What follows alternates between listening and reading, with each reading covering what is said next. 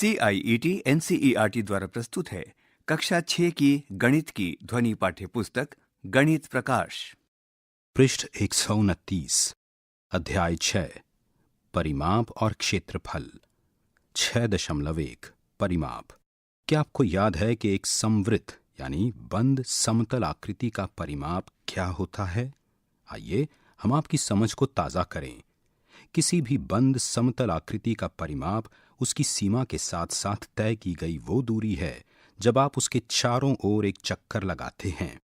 एक बहुभुज अर्थात रेखाखंडों से बनी एक बंद समतल आकृति के लिए परिमाप इसकी सभी भुजाओं की लंबाइयों के योग के रूप में परिभाषित किया जाता है, जैसे इसकी बाहरी सीमा के साथ साथ कुल दूरी। बहुभुज का परिमाप बराबर उसकी सभी भुजाओं की लंबाइयों का योगफल। आइए अब हम आयत, वर्ग और त्रिभुज के परिमाप के सूत्रों को दोहराते हैं। आयत का परिमाप। एक आयत ABCD पर विचार कीजिए जिसकी लंबाई और चौड़ाई क्रमशः 12 सेंटीमीटर और 8 सेंटीमीटर है। इसका परिमाप क्या होगा? आयत का परिमाप बराबर आयत की चारों भुजाओं की लंबाइयों का योगफल, यानी AB जमा BC जमा CD जमा DA। यहाँ ABCD आयत को एक आकृति के रूप में बताया गया है।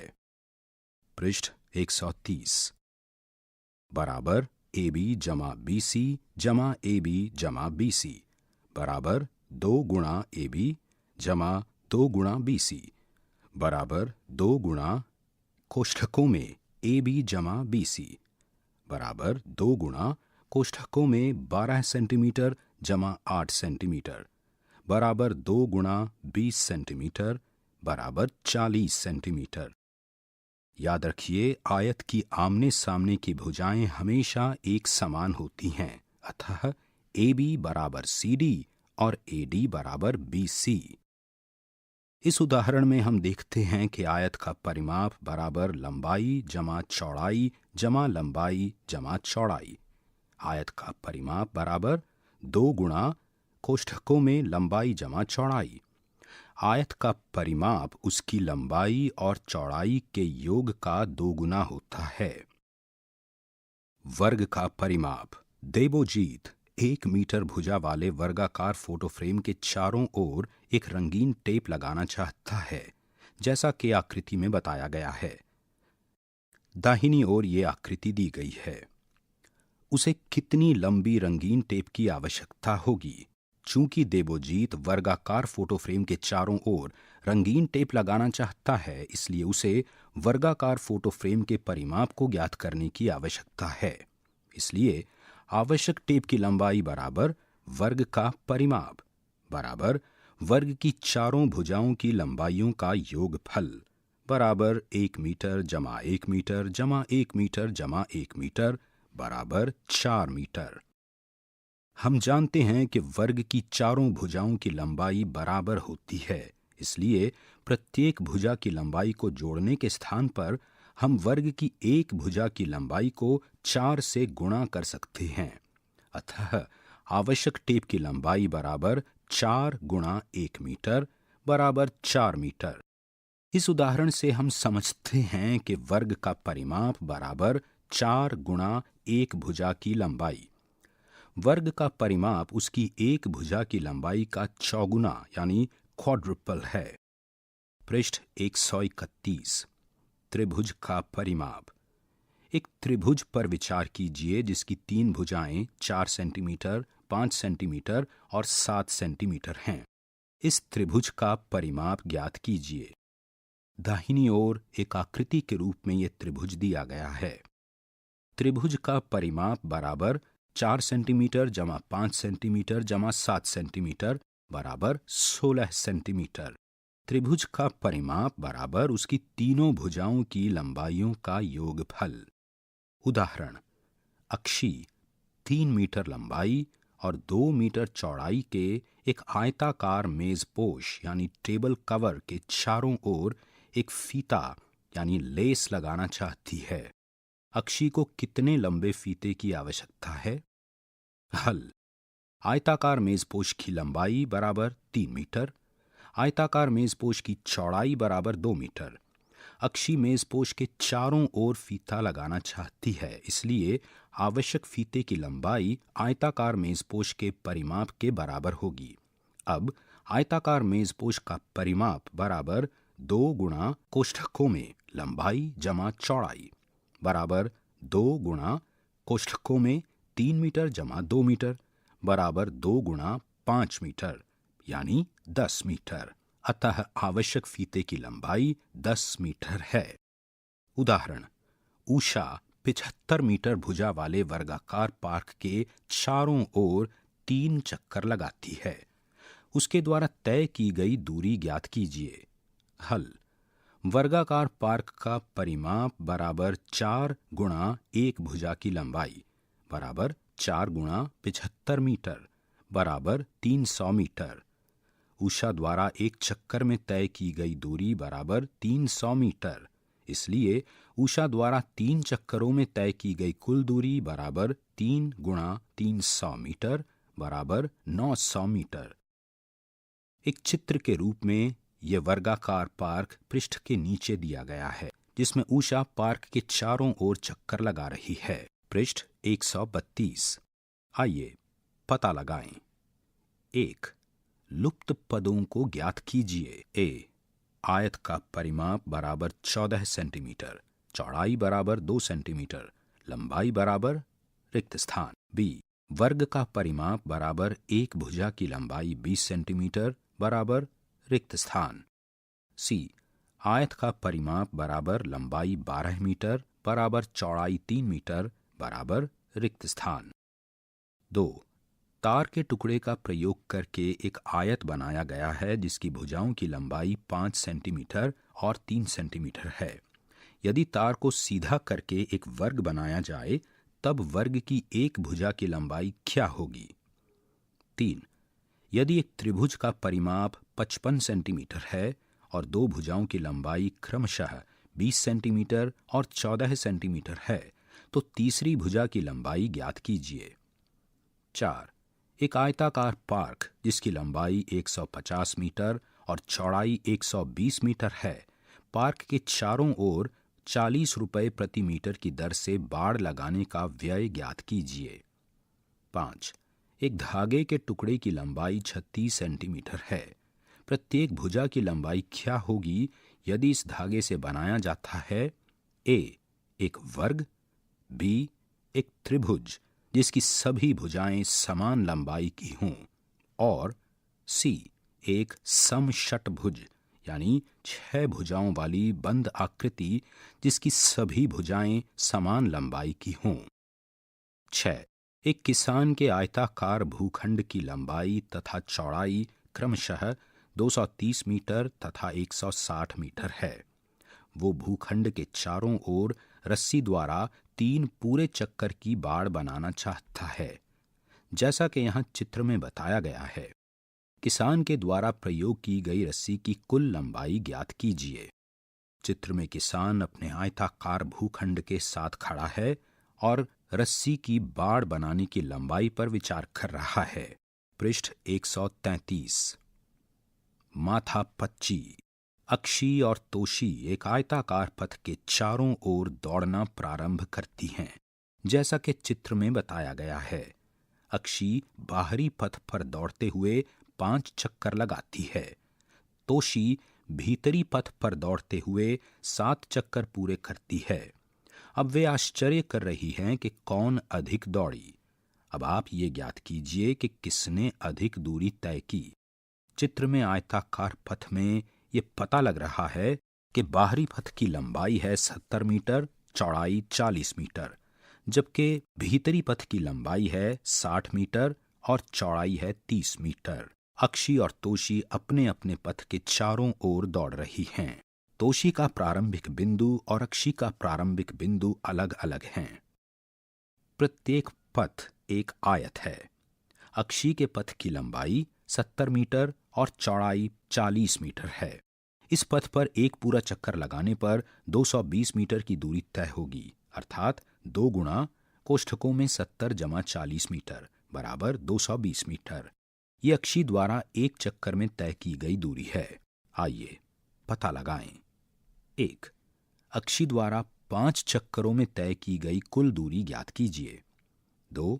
तोशी द्वारा 7 चक्करों में तय की गई कुल दूरी ज्ञात कीजिए। अक्षी और तोशी में से किसने अधिक दूरी तय की? 3. सोचिए और निर्देशानुसार स्थितियों को चिन्हित कीजिए। ए. अक्षी 250 मीटर दौड़ने के पश्चात जहां पहुंचेगी उस बिंदु पर ए चिन्हित कीजिए। बी. 500 मीटर दौड़ने के पश्चात अक्षी जहां पहुंचेगी उस बिंदु पर बी चिन्हित कीजिए। सी. अब अक्षी 1000 मीटर दौड़ चुकी है।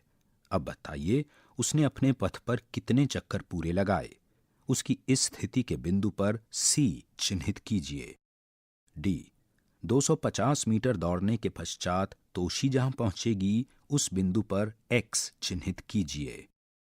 पृष्ठ 134। ई. 500 मीटर दौड़ने के पश्चात तोशी जहां पहुंचेगी उस बिंदु पर वाई चिन्हित कीजिए। एफ. अब तोशी 1000 मीटर दौड़ चुकी है।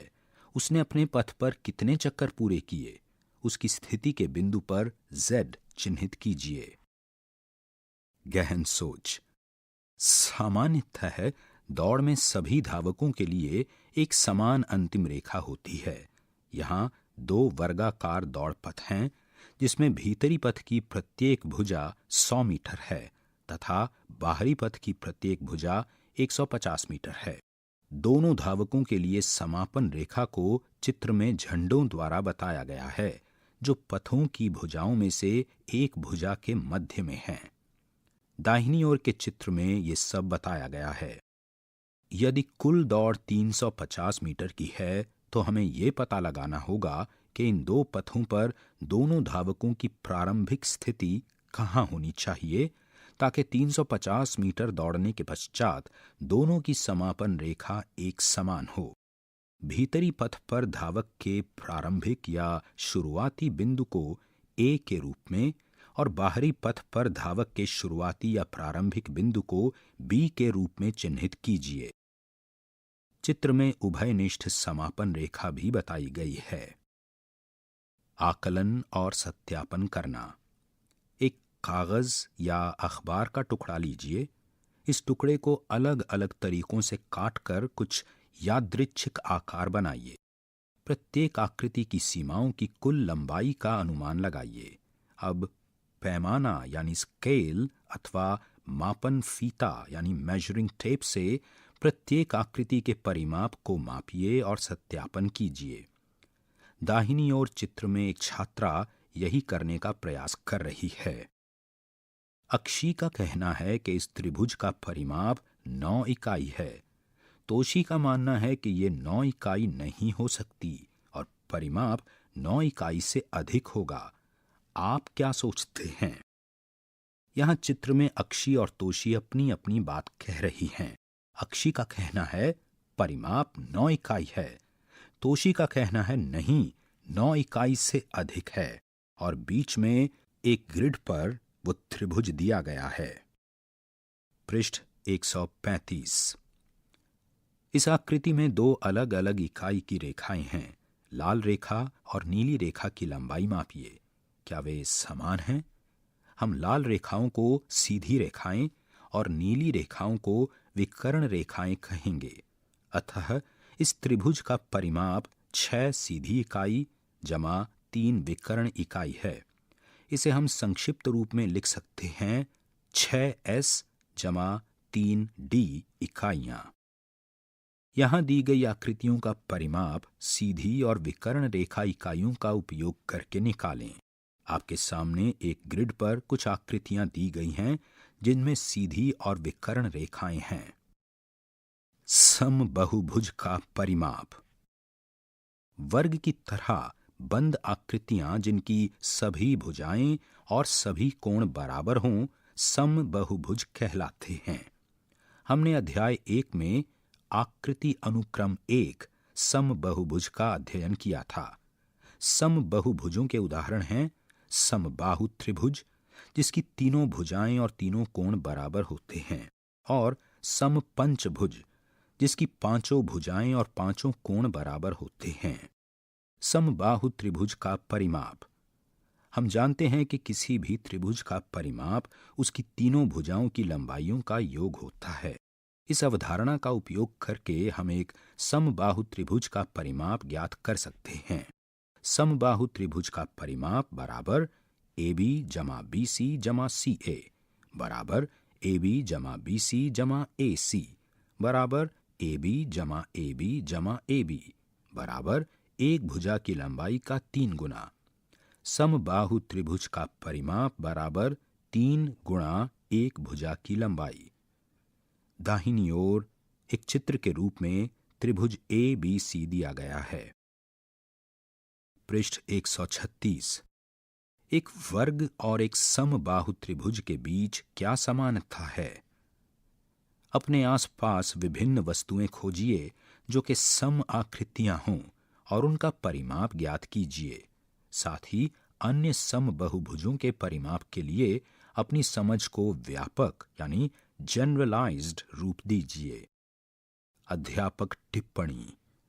समबहुभुजों के विषय में अधिक बातचीत कीजिए तथा विद्यार्थियों को समबहुभुज के परिमाप के लिए एक सामान्य सूत्र यानी जनरल फॉर्मूला बनाने हेतु प्रोत्साहित कीजिए। विभाजित कीजिए और फिर से जोड़िए। एक आयताकार कागज की पर्ची जिसकी विमाएं यानी भुजाएं 6 सेंटीमीटर गुणा 4 सेंटीमीटर हैं को 2 बराबर टुकड़ों में काटा गया है जैसा कि चित्र में बताया गया है। इन दोनों टुकड़ों को विभिन्न तरीकों से जोड़ा जाता है। ये भी चित्र में बताया गया है। ए, यहाँ आयताकार कागज की पर्ची को 2 बराबर टुकड़ों में काटकर बताया गया है। उदाहरण के लिए व्यवस्था ए का परिमाप 28 सेंटीमीटर है। यहाँ दी गई अन्य सभी व्यवस्थाओं की सीमा की लंबाई अर्थात परिमाप ज्ञात कीजिए। बी, सी, डी 3 आकृतियां दी गई हैं। उपरयुक्त चित्रित दोनों टुकड़ों को व्यवस्थित करके एक आकृति बनाइए जिसका परिमाप 22 सेंटीमीटर हो। पृष्ठ 137। 6.2 क्षेत्रफल। पिछली कक्षाओं में हमने बंद, नियमित एवं अनियमित आकृतियों के क्षेत्रफलों का अध्ययन किया है। आइए इनके बारे में कुछ मुख्य बातें दोहराएं। किसी बंद आकृति से घिरे क्षेत्र का माप की मात्रा उस आकृति का क्षेत्रफल कहलाता है। क्या आपको याद है कि पिछली कक्षाओं में हमने आयत और वर्ग के क्षेत्रफलों के सूत्र वर्गाकार खानों वाले कागज यानी ग्रिड पेपर की सहायता से ज्ञात किए थे? वर्ग का क्षेत्रफल बराबर रिक्त स्थान, आयत का क्षेत्रफल बराबर रिक्त स्थान।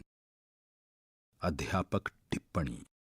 वर्गाकार खानों वाले कागज यानी ग्रिड पेपर की सहायता से एक आयत और एक वर्ग के क्षेत्रफलों को ज्ञात करने में विद्यार्थियों की सहायता कीजिए। विद्यार्थियों को वर्गाकार ग्रिड पेपर दीजिए और उन्हें सूत्र तक पहुंचने दीजिए। आइए इन अवधारणाओं से जुड़ी वास्तविक जीवन की कुछ समस्याओं पर ध्यान दें। उदाहरण, एक फर्श 5 मीटर लंबा और 4 मीटर चौड़ा है। 3 मीटर भुजा की वर्गाकार कालीन फर्श पर बिछा दी जाती है। कालीन रहित फर्श का क्षेत्रफल ज्ञात कीजिए। हल।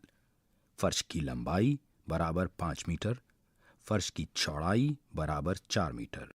फर्श का क्षेत्रफल बराबर लंबाई गुणा चौड़ाई बराबर 5 मीटर गुणा 4 मीटर बराबर 20 वर्ग मीटर। वर्गाकार कालीन की लंबाई बराबर 3 मीटर।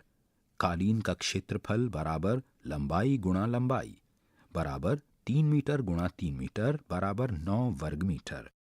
अतः कालीन बिछे हुए फर्श का क्षेत्रफल 9 वर्ग मीटर है। इसलिए फर्श के उस भाग का क्षेत्रफल जिस पर कालीन नहीं बिछा है वो है फर्श का क्षेत्रफल घटा कालीन बिछे फर्श का क्षेत्रफल बराबर 20 वर्ग मीटर घटा 9 वर्ग मीटर बराबर 11 वर्ग मीटर। उदाहरण, 12 मीटर लंबे और 10 मीटर चौड़े भूखंड के चारों कोनों पर 4 मीटर भुजा की 4 फूलों की वर्गाकार क्यारियां बनी हैं। क्यारियों को छोड़कर शेष भूखंड का क्षेत्रफल ज्ञात कीजिए। पृष्ठ 138। हल।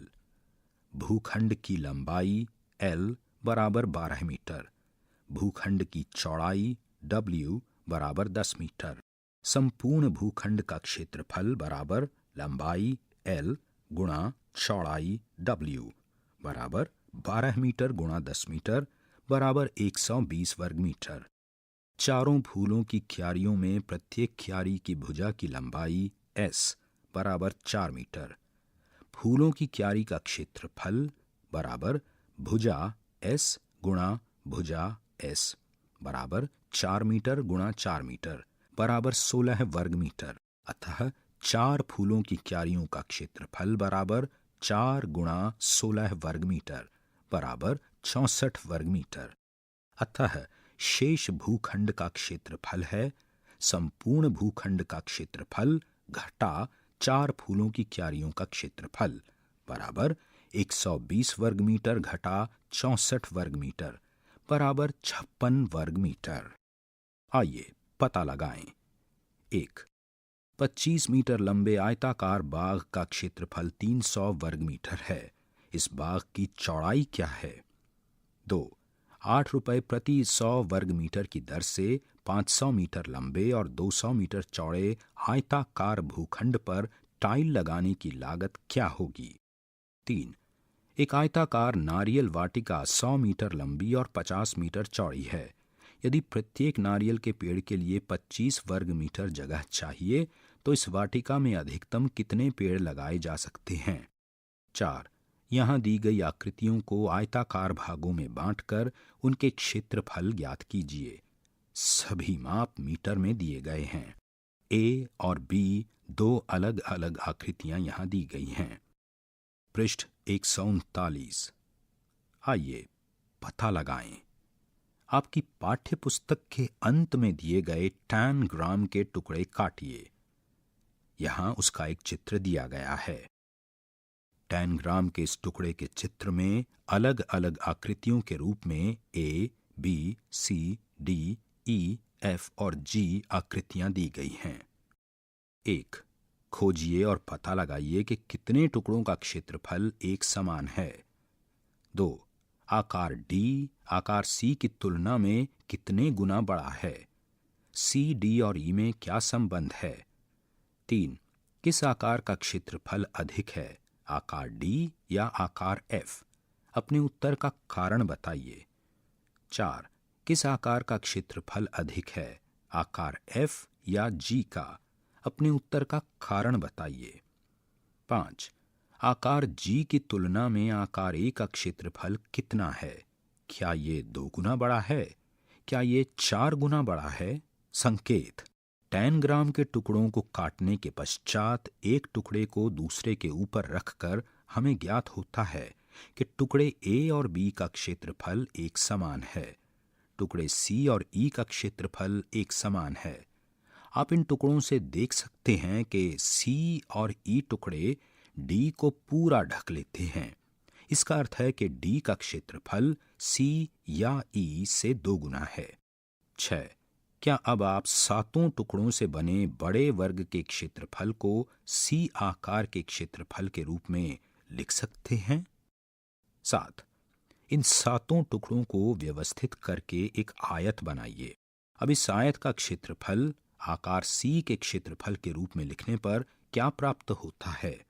अपने उत्तर का कारण बताइए। 8.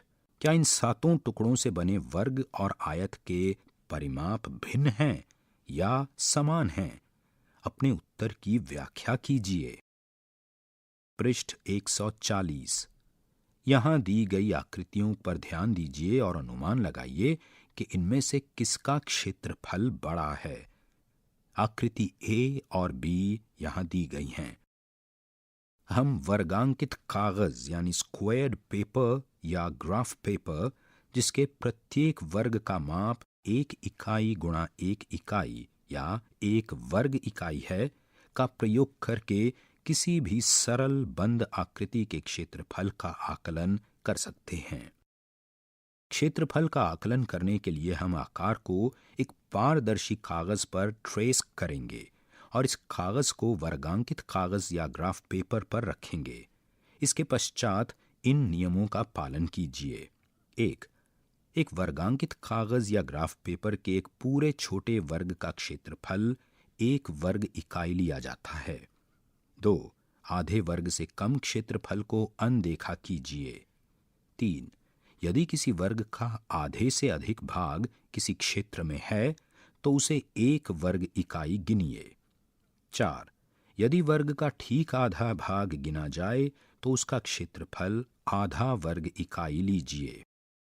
इन आकृतियों का क्षेत्रफल ज्ञात कीजिए। यहां चित्र में एक आयताकार ग्रिड पर 4 अलग अलग आकृतियां दी गई हैं। पृष्ठ 141। आइए खोजें। सामान्यतः हम क्षेत्रफल को वर्गों से क्यों मापते हैं? पृष्ठ के दाहिनी ओर एक छात्रा का चित्र दिया गया है जो एक प्रश्न पूछ रही है। क्षेत्रफल को ज्ञात करने के लिए वर्गों के स्थान पर हम वृत्तों का प्रयोग क्यों नहीं करते हैं? एक ग्राफ शीट पर 3 लंबाई के व्यास यानी चौड़ाई वाला एक वृत्त बनाइए। वर्गों को गिनकर उनका प्रयोग वृत्तीय क्षेत्र यानी सर्कुलर रीजन के क्षेत्रफल के आकलन में कीजिए। यहां पृष्ठ के दाहिनी ओर एक आकृति दी गई है। इसमें 2 अलग अलग आयताकारों में कई वृत्त दिए गए हैं। दी गई आकृति में साफ है कि वृत्तों को हम उनके बीच बिना जगह छोड़े पैक नहीं कर सकते हैं। अतः इकाई के रूप में वृत्तों का प्रयोग करके किसी क्षेत्रफल को बिल्कुल सही मापना कठिन होगा।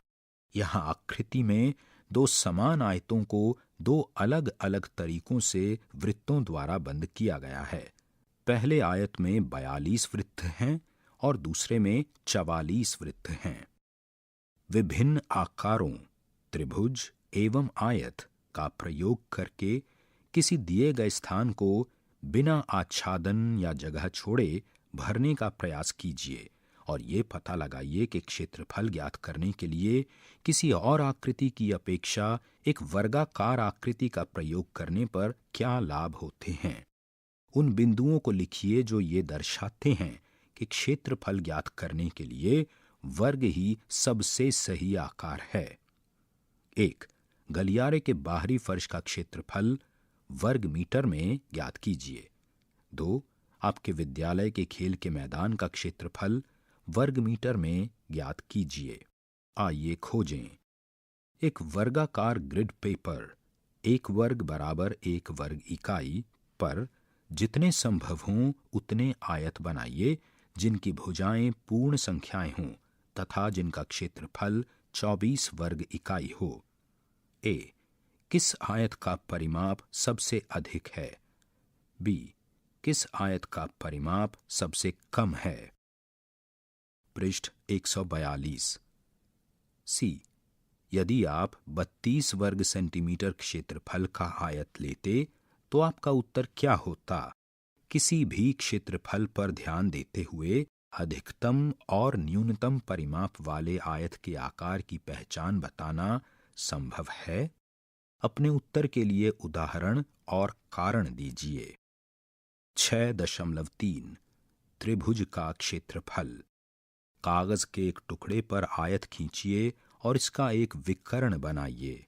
उस आयत को विकर्ण से काटते हुए 2 त्रिभुज प्राप्त कीजिए। जांच कीजिए क्या दोनों त्रिभुज एक दूसरे को पूरी तरह आच्छादित यानी ओवरलैप करते हैं। क्या उनका क्षेत्रफल एक समान है? इसके साथ ही इस प्रक्रिया का प्रयोग करके आप एक वर्ग की भी जांच कर सकते हैं। क्या आप इस प्रक्रिया से कुछ निष्कर्ष निकाल सकते हैं? यहां लिखिए।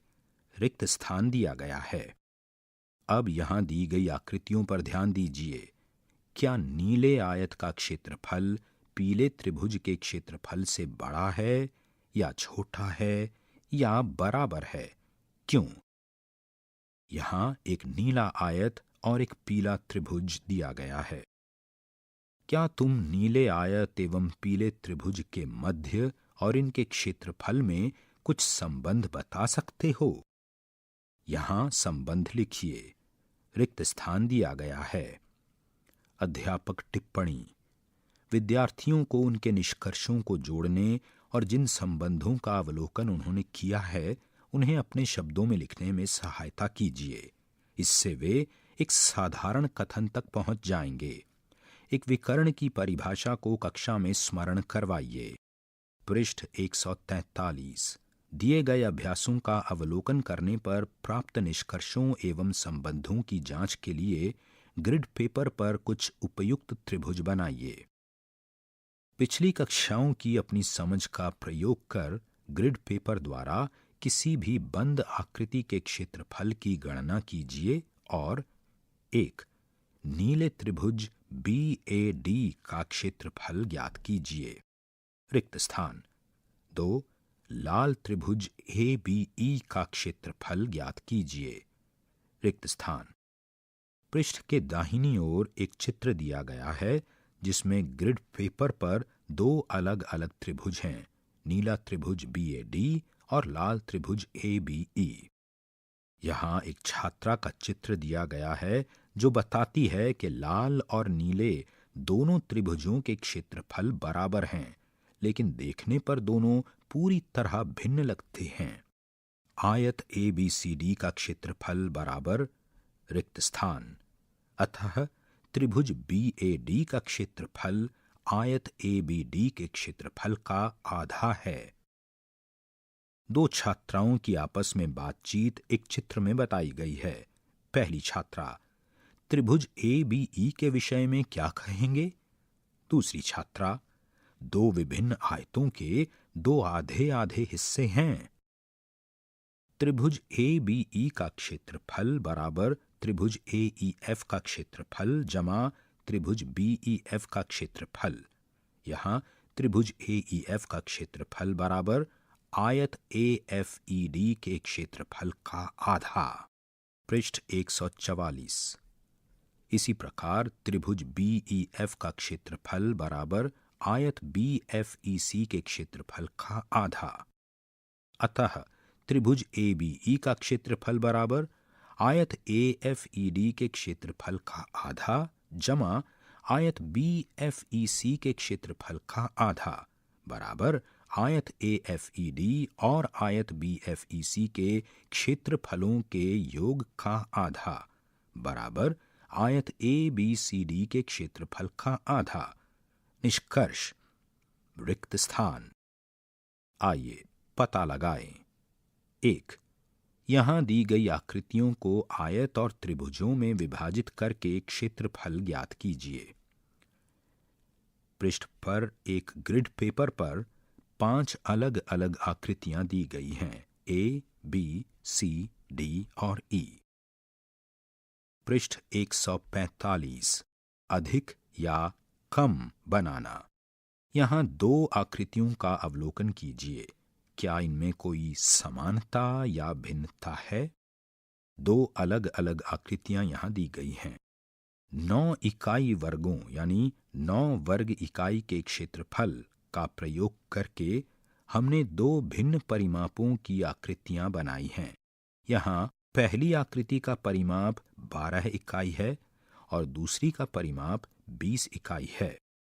अन्य परिमाप प्राप्त करने के लिए 9 वर्ग इकाइयों वाली आकृतियां व्यवस्थित करें या बनाएं।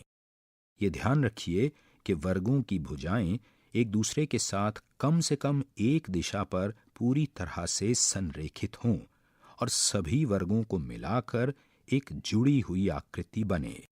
9 इकाई वर्ग का प्रयोग करते हुए इन प्रश्नों को हल कीजिए। 1. सबसे छोटा संभव परिमाप क्या होगा? 2. सबसे बड़ा संभव परिमाप क्या होगा? 3. 18 इकाई परिमाप वाली एक आकृति बनाइए। 4. क्या आप उपरोक्त 3 परिमापों में से प्रत्येक के लिए अन्य आकार की आकृति बना सकते हैं या क्या उस परिमाप से केवल एक ही आकृति बन सकती है? आपका तर्क क्या होगा? आइए कुछ पेचीदा करते हैं। यहाँ पृष्ठ के नीचे दाहिनी ओर एक आकृति दी गई है जिसका परिमाप 24 इकाई है।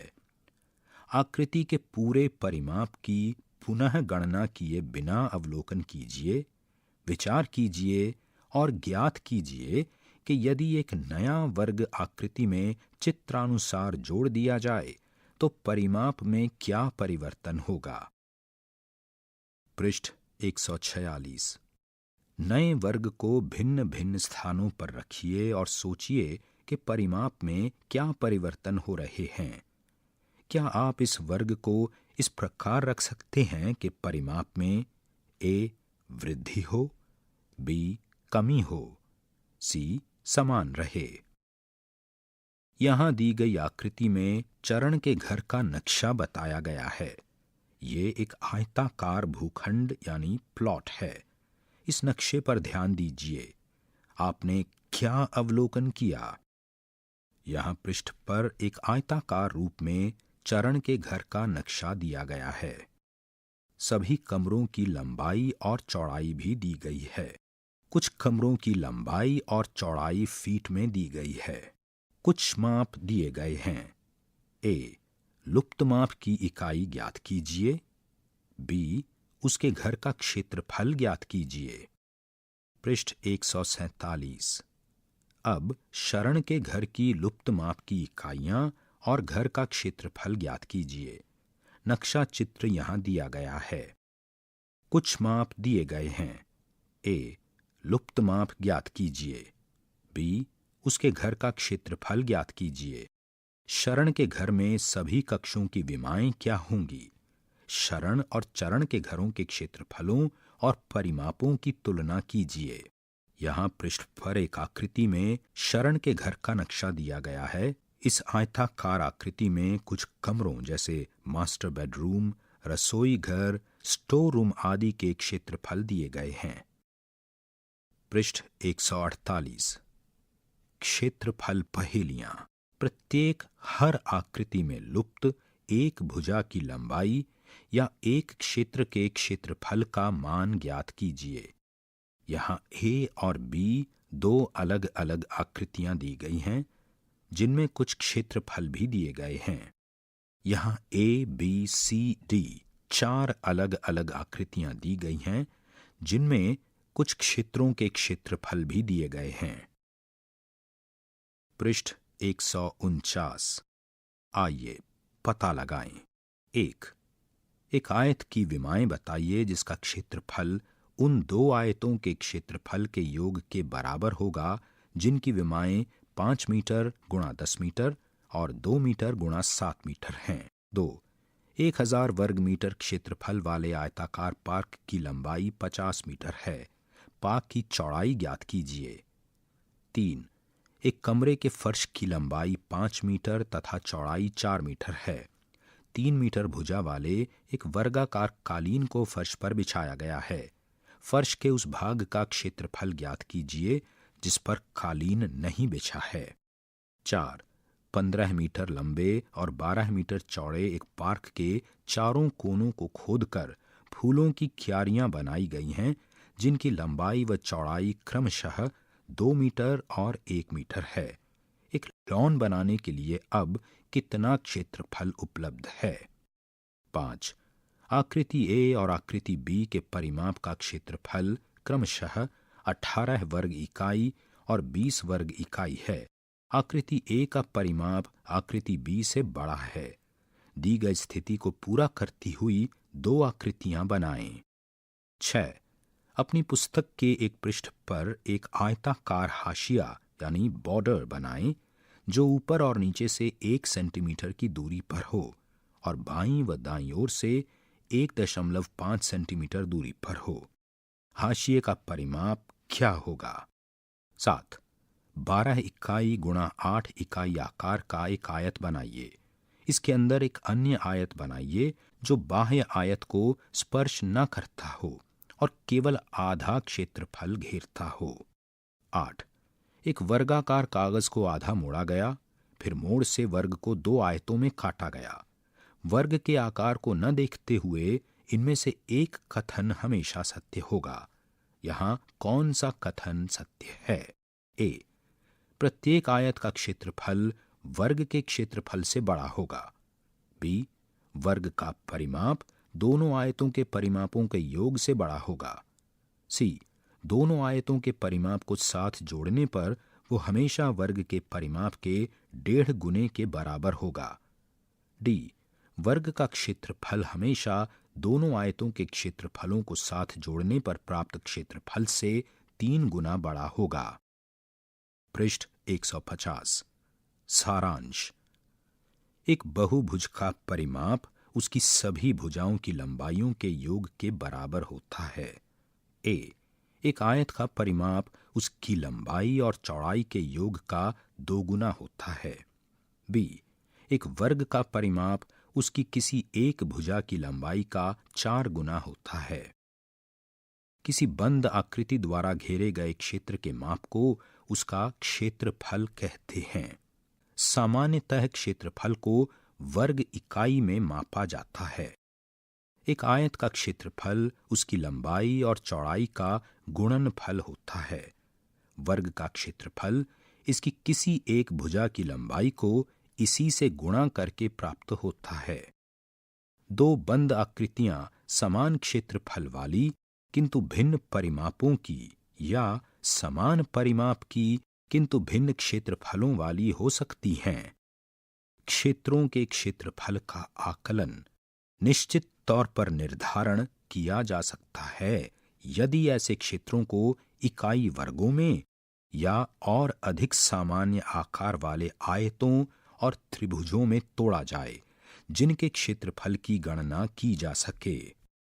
अध्याय 6 यहां समाप्त होता है। अभी आप सुन रहे थे कक्षा 6 की ध्वनि पाठ्य पुस्तक गणित प्रकाश। वाचन स्वर गौरव मारवाहा, ध्वनियांकन वीरेंद्र रावत, निर्माण सहयोग अमरजीत सरकार, निर्देशन तथा निर्माण विमलेश चौधरी तथा प्रस्तुति CIET NCERT नई दिल्ली, भारत।